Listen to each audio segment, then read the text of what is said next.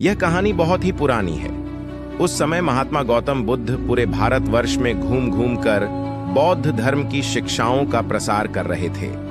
धर्म प्रचार के सिलसिले में वे अपने कुछ अनुयायियों के साथ एक गांव में घूम रहे थे।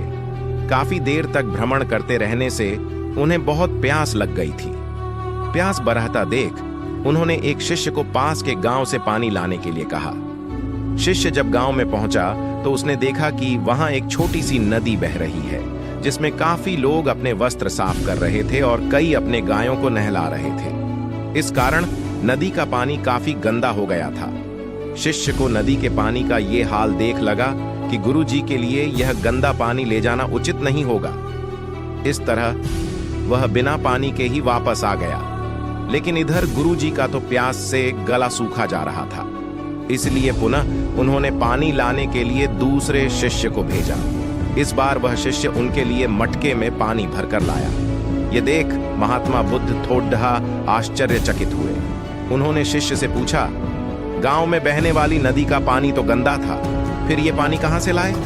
शिष्य बोला, हाँ गुरुजी, उस नदी का जल सही में बहुत गंदा था, परंतु जब सभी अपना कार्य खत्म करके चले गए तब मैंने कुछ देर वहां ठहर कर पानी में मिली मिट्टी के नदी के तल में बैठने का इंतजार किया।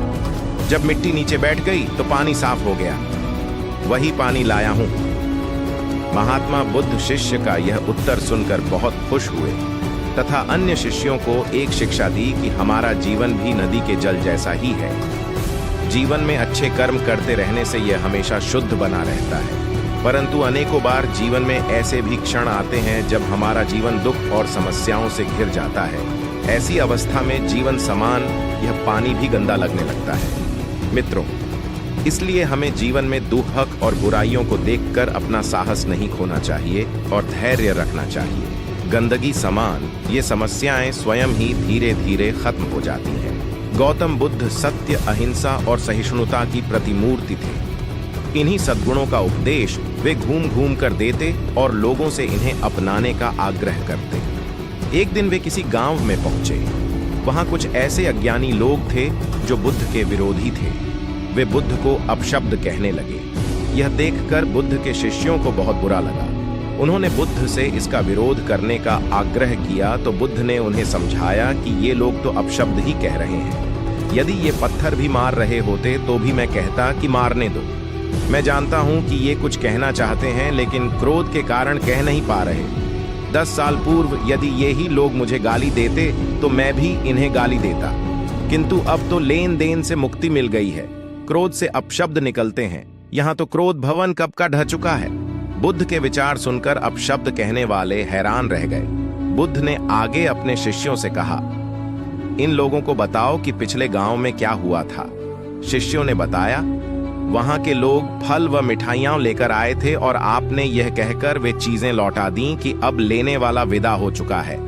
10 साल पहले आते तो मैं ये सभी उपहार ले लेता। बुद्ध बोले, उन लोगों ने मिठाइयां गांव में बांट दी, लेकिन आप ये अपशब्द गांव में न बांटे। आप मुझे क्रोध नहीं दिला सकते। ठीक उस खैरटी की तरह जो किसी को नहीं टांगती, लोग उस पर वस्त्र अवश्य टांग देते हैं। कथा का सार यह है कि साक्षी भाव सच्चे संत की पहचान है।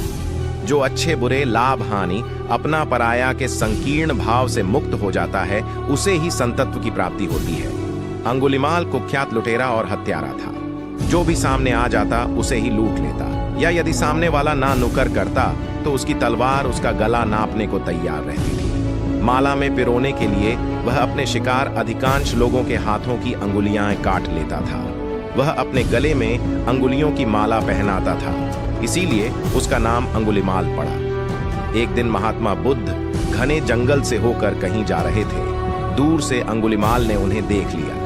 वह आनन फानन में जा पहुंचा, उनके पास आकर बोला, साधु, जो कुछ भी तुम्हारे पास हो उसे निकाल दो, अन्यथा तुम्हारी जान की खैर नहीं। अंगुलिमाल की बात सुनकर बुद्ध मुस्कुराए और उसकी आंखों में गहराई से झांक कर बोले, वत्स, मेरे पास दया और क्षमा जैसे रत्नों का भारी भंडार है, वह तुम्हें सौंपता हूं। झगड़े की क्या जरूरत है?